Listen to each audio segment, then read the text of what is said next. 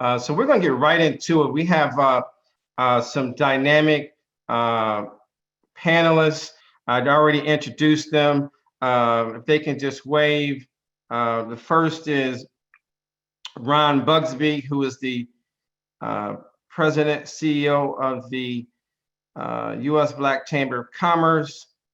Ken Harris, Dr. Ken Harris, who is good brother, intelligent, sharp. He's taught me how to eat better as well. Dr. Ken Harris, are you around? I can't see. Somebody spotlight him. And then, all right, Dr. K, all right, good to see you. All those books back there. And then Ken Kelly, also good Alpha brother. We all got a Kappa and I got an Omega and Alpha, 2 Alphas. So we're gonna bring some intellectual discussion here today. I want to thank both of them. Good to see you, Brother Kelly, and he's a man managing the money. So let's get right into it. We got a new president-elect, who is coming on January 20th, only in a few days. And you know, African Americans, we put it on the line. Some voted, you know, 10 or 15% voted for Trump, and the rest bet the lot on Biden Harris. And we got big problems. And so I want to know, what is your organization's doing, and what did you do as well for both campaigns, but particularly now as Biden and Harris, they're about to come in just over 30 days. And what are you doing to engage the Biden Harris administration on building Black wealth? I want to go to Dr. Harris first, from the National Business League. You know, you're with Booker T. You can't hear us? Your co-host, Dr. Harris. You can unmute yourself. Outstanding. I'm all good now. Thank you so much. Man, can I just say that first panel was outstanding. I mean, the trajectory of Black excellence and intellectualism is in the forefront right now. This is our time. With that being said, you know, answering your question, yes, I'm gonna just cut it straight. My job is easy. Booker T. Washington had it right 120 years ago, right? His message is more relevant today than it was during that time period. We have to continue that trajectory. So I'm proud to lead the National Negro Business League, which is now the National Business League, which the National Bankers Association and NAREB comes out of. And so the alliance of us coming together at this time is almost in its due process. Just to be quite frank, what we have done is bring awareness to, you know, the political process. We're a nonpartisan, non-sectarian organization. We don't go on either side of the fence and towards endorsement, but what we do endorse is Black economics and Black entrepreneurship development. And so when we go to the table, we make sure that whatever party, whether blue, red, or green, understands that not only is it important for us to have an economic discussion, but we also need an economic agenda. So I'm glad this conference has made that the forefront of this discussion. Again, when you look at the trajectory of history, it's not a secret to the government. Matter of fact, historically, the government has played a major role in the severe economic disadvantages that Black people see today.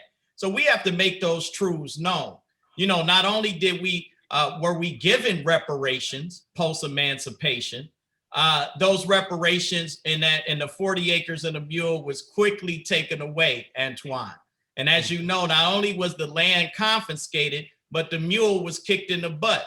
And not only does Kenneth Kelly know that we were given the first Black bank, the Freedmen's Bureau, which was supposed to be our economic housing agency for our economic process, was ran to the ground by white people. And this is why great grandma and grandma her daughter and her daughter's daughter put their cash up under the mattress.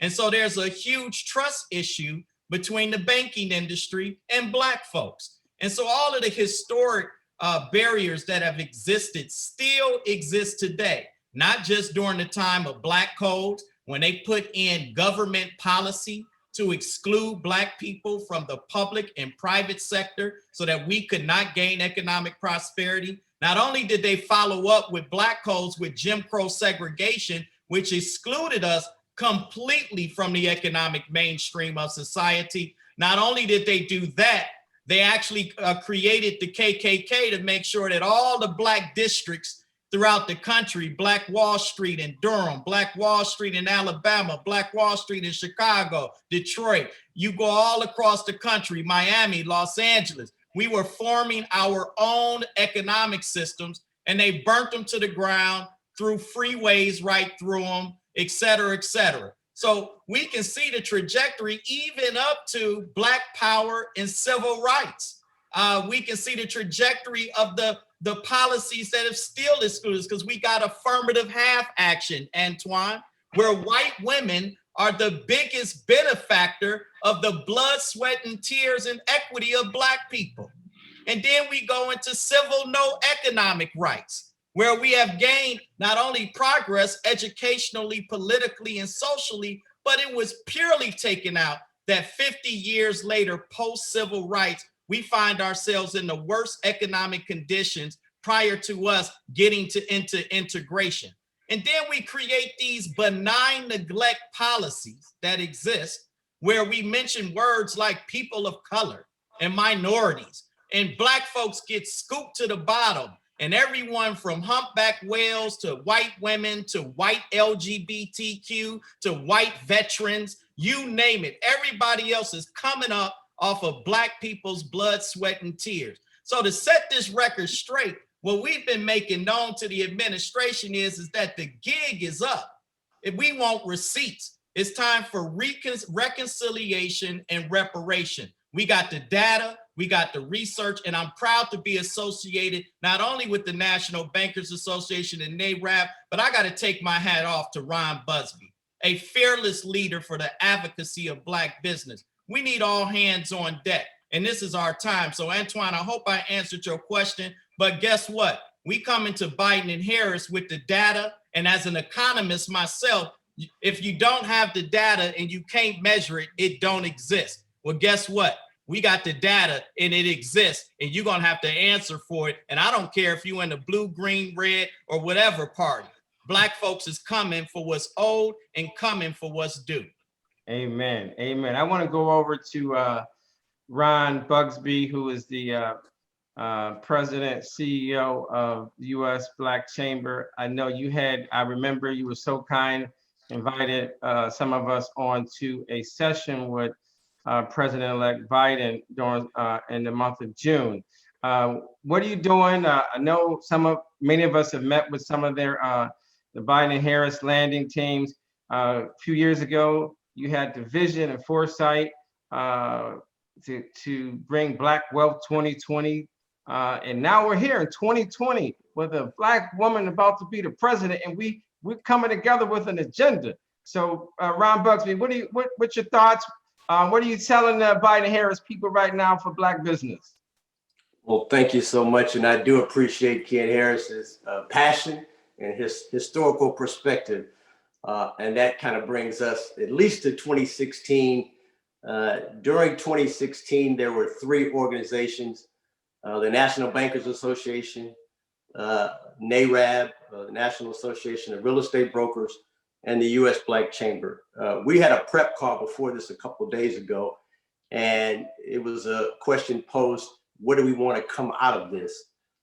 During the second term of the Obama administration, there was a conversation very similar to the one that we're having today, but we invited 68 different Black-led organizations, and it was a 2-day session, and we left with 68 different priorities. We, as the U.S. Black Chamber, stepped aside and said, this has got to be a consistent, but as discussed in the previous conversation, intentional program that we roll out. And so we came together with the two other organizations to create what was now known as Black Wealth 2020. And it was really three objectives. The first one being to increase the number of Black homeowners by 2 million in 5 years. And I'm glad to say that you guys are definitely on pace there. The second one was to increase the number of Black-owned businesses. At the time, we had 1.9 million African-American owned businesses, and the average annualized revenue for those firms was roughly $75,480 a year. Our goal was to double the number of Black-owned businesses, as well as double the number of Black revenue for those businesses. I will say that we have increased the number prior to COVID, but since COVID, many of you have known that we have lost 41% of Black-owned businesses. Ken Harris just talked about the importance of data. Early on, the U.S. Black Chamber, including many of your local chambers across the country, were stating we were going to lose somewhere between 35 and 40% of Black-owned businesses across the country. In fact, we lost 41%. But until the Federal Reserve Bank came out and actually stated that, it was just conversation.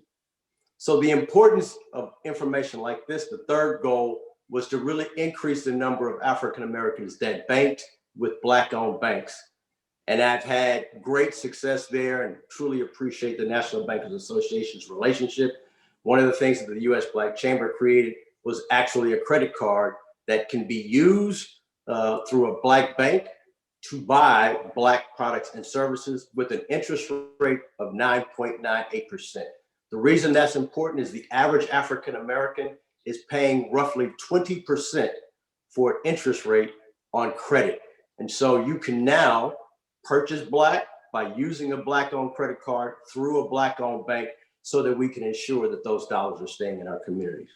Now, as it relates to real estate, and I do want to get back to your question, Antoine, but as it relates to real estate, there's really two facets in which I am now more educated. First, it's great to own a home. Many of us do. I own one as well. But we found that the average African American's home is devalued roughly 23%. If we looked across the country, that relates to about $48,000 per home. That cumulative is $156 billion. And so, yeah, we own homes, but we don't have that $156 billion of asset liquidity in our communities because of bad policy. That equates to about 4.5 million Black-owned businesses that could have been created just through valuing our homes in an equitable fashion. And that allows us to pay more property taxes, which now increases our school value, our home value, and the infrastructure in the communities. So the U.S. Black Chamber, very similar to what Ken stated, we're not Republican or Democrat. It's funny that in today's environment, when you say Black, people think Democrat, and when you say business, people think Republican. We're at the intersection of business and Black, which is the U.S. Black Chamber. And so we have definitely gone and met with this administration very early on to tell some of the concerns that we have. The first one, obviously, is access to capital. We know how difficult it is, not for just homeowners, but particularly Black business owners to get funding. It's the number one, number two, and number three concern. And so we have forced the conversation to be had about how we provide affordable and accessible credit for our businesses that they can take advantage of. And so you'll see that this administration has laid out plans to increase the CDFI funding as well as the CRA. The second one is federal contracting. Many of us grew through contracting with the federal government. I myself am an AA graduate. It's an opportunity for Black and minority firms to do business with the federal government. Most Black-owned businesses are doing businesses in the thousands of dollars. When you have the opportunity to be 8A certified, literally you are doing business in the millions of dollars. The challenge of the program is that it is a 9-year program. We cannot create generational wealth within 9 years. You get into the program, the first couple of years, you're trying to figure out just how to work through it. And then the last couple of years, you're really trying to mentor the new businesses that are coming in. So we have proposed that the SBA 8A program is increased to 25 years but for Black businesses only. This would allow us to now do more long-term planning, long-term growth, and truly have sustainability in our government as well as in our local communities. But at the same time, if I get a federal government contract January 1 and I don't get paid till June 15th, it has done me literally no good. And many of our Black-owned businesses are doing business with the federal government and literally having to carry the float of the federal government, meaning that we now have to go get high interest rate loans just to carry the contract of the federal government.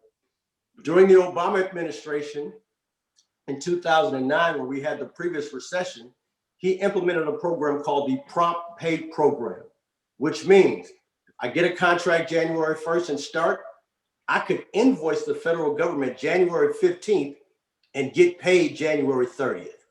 That allows me now not to have to worry about a loan, a high interest rate, or having to figure out how to fund my contract. That is something that Obama had implemented. We had brought it to the Trump administration, especially during the times of the payroll protection plan, but it fell on deaf ears.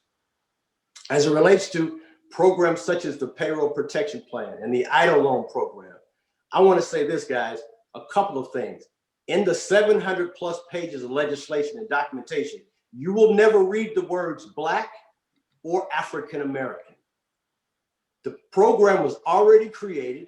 Then they brought us to the table to say, hey, here it is, and now go out and tell your constituency and your members about how to participate. We're saying that doesn't work for us. We need to have a seat at the table early on when the negotiations as well as the conversations are being created so that we can have conversations and input to say what will and what won't work for us. The stimulus package was the largest stimulus package that this country has ever seen. As Ken just talked about reparations, as Black people, we have historically said, yeah, we want reparations, but we don't even know if America is prepared to have such a large conversation as it relates to funding. Well, we know that a pandemic happened, and within days, they were prepared to write a check literally for $560 billion with really no plan of action, how the funds were going to be used, who was going to get it. That happened between Friday night and Saturday afternoon. Of the $430 billion that they discussed, $250 billion was given away to 50 publicly white traded firms who had no need for the funding, as opposed to the Black businesses and communities that needed it the worst. We know that within 40 counties across the country that had high populations of Black-owned businesses and Black communities, they were impacted the most. But yet when the funding was prepared and the funding was given out, it was not Black businesses nor Black communities that were able to take advantage of it. And so this next round of tranche of funding, you've heard that there's talk about a $908 billion stimulus package. We are there to make sure that Black businesses, Black communities not only participate, but have the first round of funding as it relates. I want to say this, Ron. I want to say this. One thing I love about you, and I love about Ken, and I love about both Kens, we all talk. You know, I remember when Trump first got in, Ken was going down to meetings, and he called me up. He said, Antoine, there's something going on at the White House. I don't know if you're on the list. I said, no, man, I didn't hear anything about it. He's like, man, I'm gonna put you on the list. You got to be at this meeting. Same thing. Ken Kelly's going to a meeting. He says, Antoine, I need some talking points on home ownership for some data. Send it over to me. I got a meeting tomorrow morning. Ron Busby said, I got this meeting. We need some points from the association. Send us some of your advocacy points. And so we want you all to know that this teamwork makes the dream work. And this doesn't always get the headlines, but folks are in the trenches pushing and moving to make things happen. I want to go to Ken Kelly, and I'm gonna come back to Dr. Harris. Hey, thank you, Ken. Let me just say to the audience, it is such an honor to be here with you. You guys did it right. You started off with Charles Steele. I have a little bit in common with him. I grew up in Alabama, so I understood exactly where he was coming from. In fact, just to be transparent, while I'm representing Motown, I came out of Barber County, Alabama, Eufaula, which is adjacent to where George Wallace is home. He's from my same home county. So when we talk about Black issues, we understand those very dearly. We know what they mean, and we know how to be piercing about those. What I would say to this audience, and as we're thinking about home ownership, is we got to do really three things in this area, and I'll try to get to the national bankers in just a second. We got to look at repairing our neighborhoods. We've got to look at restoring those neighborhoods and getting them to a point where they can regenerate themselves. When you think about money in a capitalistic society, it is the engine and it's the oil that makes it.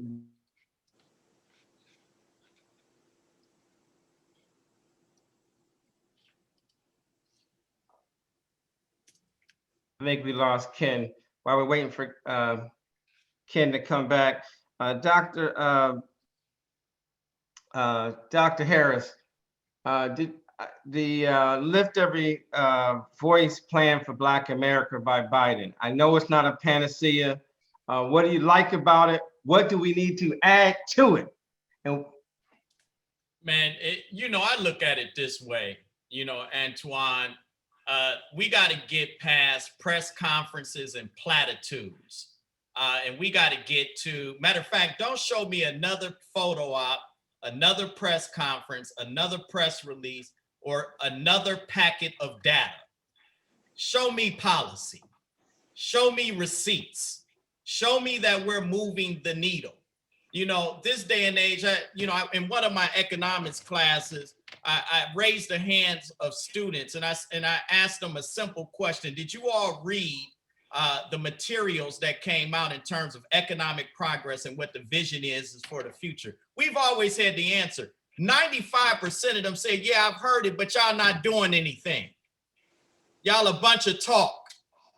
So for us to get into a new mindset, this is the solution revolution. We're going to have to come not only with a unified agenda, we're going to have to push the envelope strong. And one thing that I can applaud about the administration, it shows that they care. It shows that they wanted to make public the issues. We've always done that very well. We shake hands and kiss babies and we take photo ops. But this new generation of leadership wants action.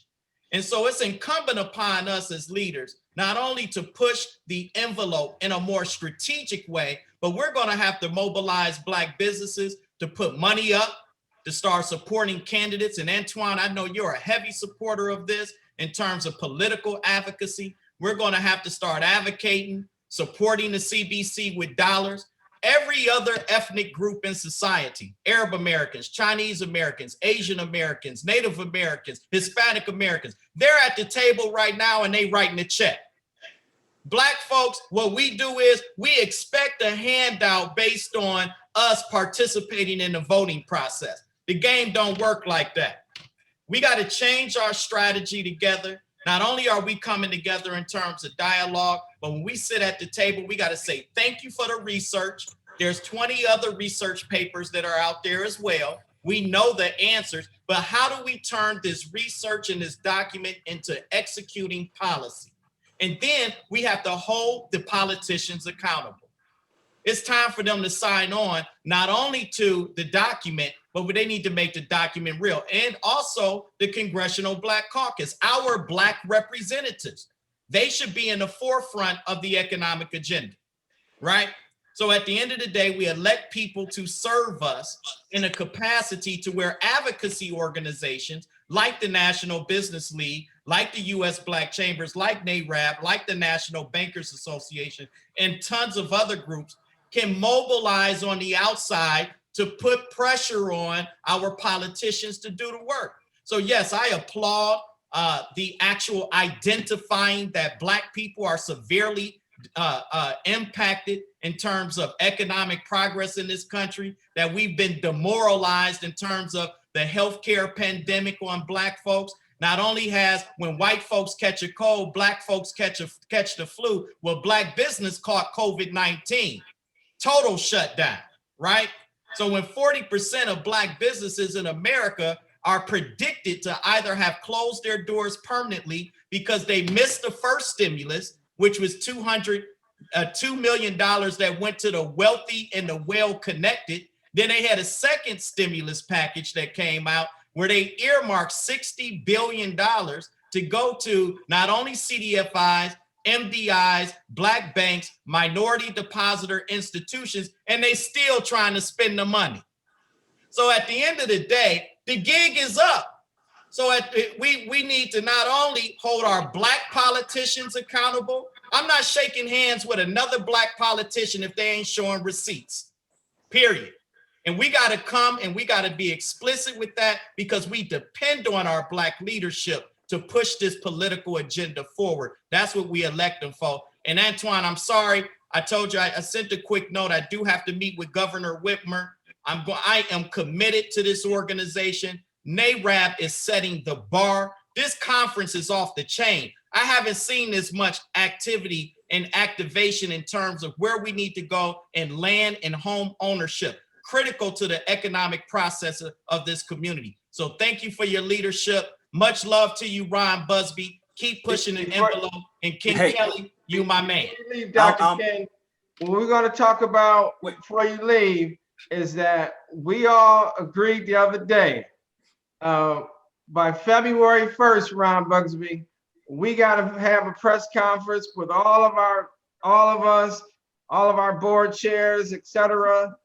First day of Black History, rolling out that must-do Black agenda, not the negotiated agenda, but the must-do. So out of this, from protest to progress, is what Reverend Dr. Leon Sullivan said, from protest to progress. Thanks, Dr. Ken. Love you, baby. All hands on deck. What was that? All hands on deck, baby. All hands on deck. We're gonna go to Ron Bugsby.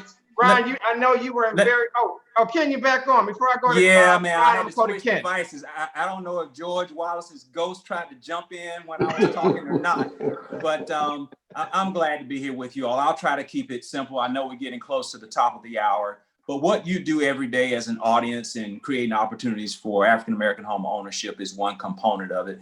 I think we have to, and if you're not, figure out how to engage in groups wherever you are, California, all the way back to Maine, Detroit, all the way south to Miami, because your voices are needed. We can't wait to vote every 4 years. We've got to be systemic. We've got to create a report card, as been stated, so that we can measure these things. And sometimes we get so far in the weeds, we all get lost, and we look back 4 years later and say, what happened? Well, nothing happened because we all got lost. We need to focus on some big ticket items. Education is where it starts. We got to focus on the income, home ownership, wealth gap. We got to focus on the digital divide. If you're not in the digital divide right now, or being sure people around you are not, it's almost like having an interstate system, but you still own a horse and buggy. We've got to be there, because that's where the new oil is and that's where the new money is. We don't even have to talk about healthcare. COVID taught us what that's about. Find ways to plug in there and help support measures that help improve the healthcare for us. And then last but not least is the criminal justice system, because all of those are outcomes of policies that have put us in the predicament that we're in. And the only way I'll sum it up is it's like going to play Monopoly. I bet every one of us have done that. Can you imagine going to play the first time and somebody said, we're going to blindfold you and we're going to tell you what's going to happen? That's what it's like when the policies are already set and you don't understand those policies and you're playing against yourself.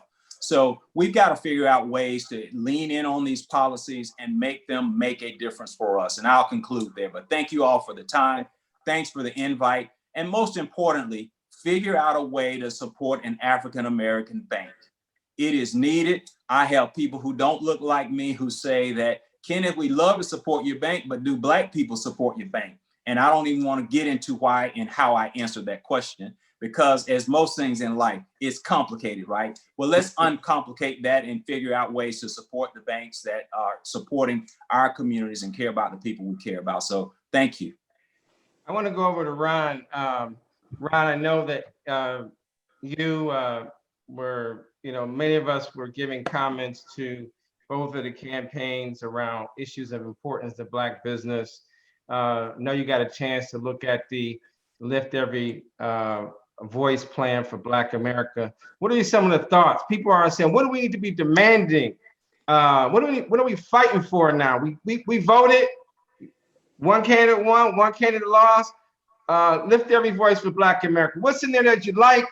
What are some of the things you all want to do? How can we all work together to get those 2 or 3 things that you say need to happen in the first 100 days of the Biden-Harris administration? What are those 3 things that gotta happen that we all need to be writing letters and texting about? Well, appreciate the question. And so for those of you that don't know a great deal about the Lift Every Voice plan, it was created and written by Vice President Harris and Cory Booker. So I want for those of you that are there to know that this was Black folk that wrote this piece of legislation. The U.S. Black Chamber was involved in it. So as much as what we have said in reference to, hey, you know, the price is in the pudding or whatever, this is good legislation for homeowners, for realtors, and for business owners. A lot of it is just going back to previous legislation during the Obama administration. In these last 4 years, Trump gutted a lot of the programs, a lot of the agencies that have done great work for Black businesses and Black homeowners over the years. He really moved us back, some cases 20 to 25 years, people have been saying. So the U.S. Black Chamber, first off, is excited about this piece of legislation. And I'll give you a couple of items that we have written down. The first one in reference to homeownership, there's a $15,000 tax credit for first-time homeowners. So for those people that are looking to purchase a home, there is a $15,000 tax credit for them there. The second one is we want to make sure, as I discussed before, in reference to devaluing or valuing homes, that there is a standard for home evaluation, right? And home appraisals. As I stated before, the average Black home is devalued roughly $48,000, which is systemic racism. We go along with the plan, and we don't really see the impact it is having on our communities. The third one is roll back the Trump administration's policies in reference to fair lending and fair housing practices. We strongly are opposed to that, and we want to make sure that we see some changes to that. We also want to give local elected officials the tools as well as the resources to combine gentrification. It's happening in large cities around the country, and local officials are saying, hey, we want to be able to stop it as well, but they don't have the funding nor the resources to even be able to challenge many of it. Lastly, I discussed the CRA. We like the CRA. We want to see it strengthened, expanded, and we also want to address the anti-redlining that I know all of you know so much about. And then lastly, in reference to business owners, we want to give business owners the opportunity, if I have an employee, to be able to set up a savings plan, 401k, matching funds from the federal government for small Black-owned businesses so that they can save dollars matched by the federal government so that they can have down payments for home deposits and home ownership. And lastly, as it relates to the payroll protection plan, and I saw that there was a couple of comments in the comment section. Guys, it was terrible. It didn't work for Black-owned businesses. We were there, but let me say this. I lived in Oakland, California during the Rodney King's beatings. I left from Oakland to go down to LA to see what was happening. And understand me, in LA, like we are seeing right now today, it was the Asian community that stepped in front of everyone. If you remember, President Trump said this was the China flu. It was the China virus. And so the Asian community had their documentation, just like they did in LA during the Rodney King riots. They were able to get their funding up front. They were able to make sure that their businesses were reinvested in. And now if you go to LA, those businesses that were once owned by African Americans are now owned by Asians. I say all that to say, when the stimulus happened, it was the Asian community that came to the table and said, here's all the documentation that we have, we're ready, and we want the stimulus package to go to our community. And the U.S. Black Chamber said, no, we've been facing a pandemic for 400 years. If anybody's gonna get funded, it's gonna be Black-owned businesses. And so you won't see the words Black or Asian. It is just underserved communities. What I'm asking your members to do, a couple of things. Write letters to say that when the next stimulus package happens, that it goes to the underserved communities. We know where COVID hit is in 40 counties. Those 40 counties are Black counties, led by Black elected officials. Residents there are Black people. We want to make sure that those dollars go first to those communities, those business owners, so that they can have the quickest time of being able to respond and get back up and going. Before we're going to have one more quick thing, and then we're going to wrap up and bring up Mr. Williams. I want to mention just a couple of things. First, that our association has been fighting very hard, and we want to thank both of your organizations and Dr. Ken. I know he had to leave, for supporting a legislation that we're pushing called the American Dream Down Payment Act, which would help people save for college, for a home like they can for college, which is the 529 plan, but they will have something like this for a home. They have it in about 5 or 6 states, and we're pushing to get that across the finish line this year, within hopefully the first 100 days of the administration.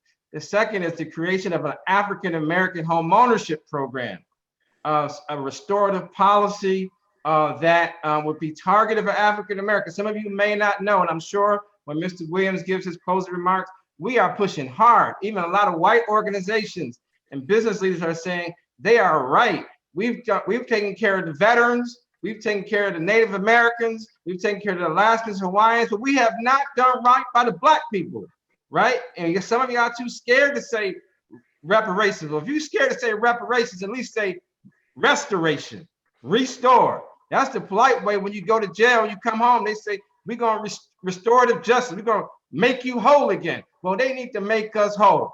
And one of the restorative policies we are pushing, we are fighting for, is an African-American home ownership program. If they, you know, as Mr. Williams is going to say, you got stolen land, and we some damn stolen people. And it's time y'all got to speak up and step out. And that needs to be part of the first 100 days. Like that somebody put in the chat. They spent $10 trillion in less than 6 months because of the pandemic.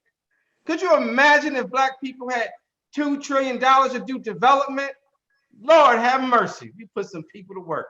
But I want to go one last thing, and I want to go, each of you just said this last point here, is making sure, what's the importance of showing up on Capitol Hill? I know, Ron, you testify a lot. Ken, I know you testify a lot.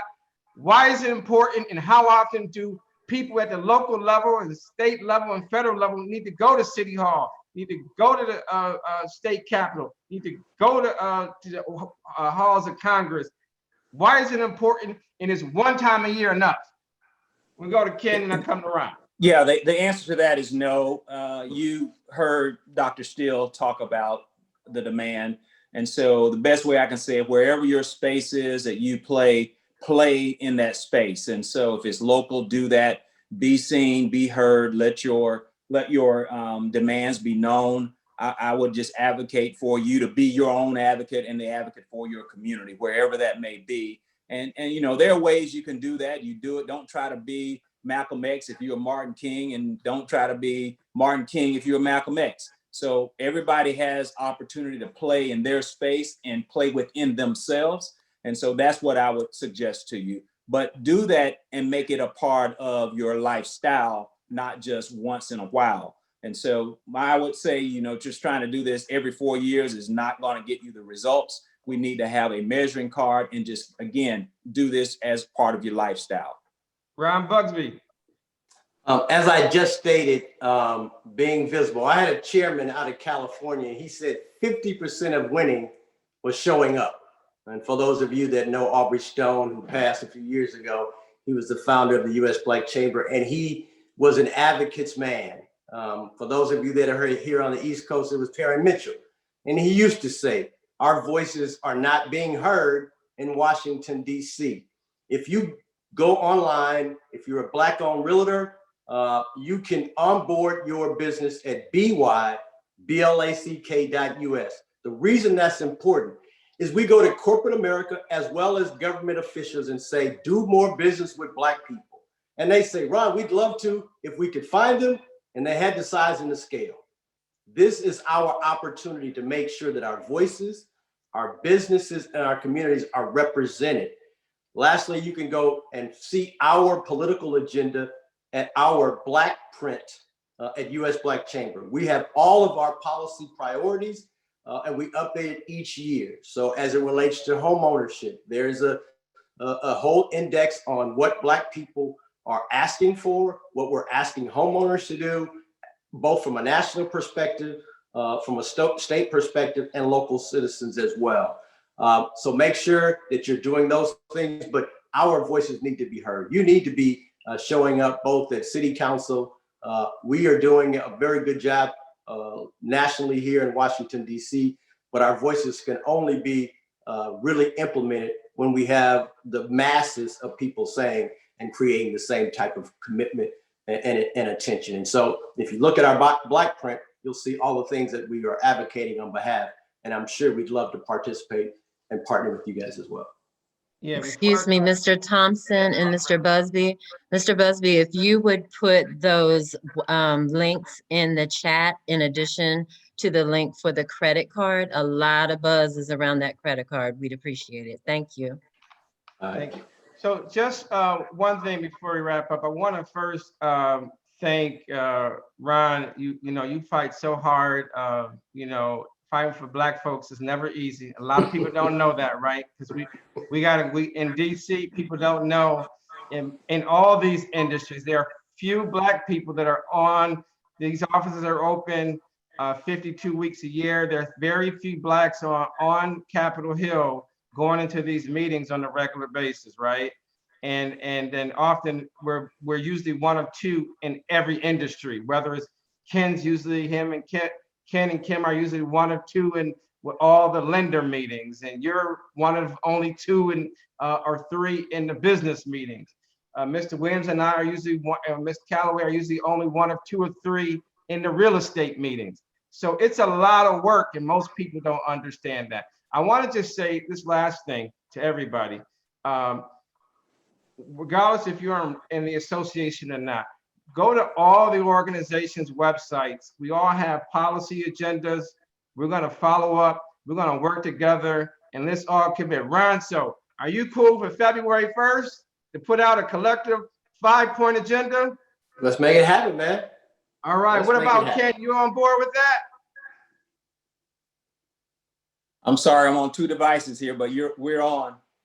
All right, good. Well, thank you. I want to go to Mr. Donnell Williams, our 31st president of the association, to close out this panel, and then we'll talk about next steps. Well, I tell you, I appreciate my guests on here. Hopefully you all learned something. Again, I want to emphasize that we have the Realtist political liaison. So please get with your RVP and they can point you in the right direction, because we need as many hands on deck that we can muster. So look, I want to thank you, Dr. Kelly. I appreciate you, Mr. Busby, Mr. Harris. Thank you so very much.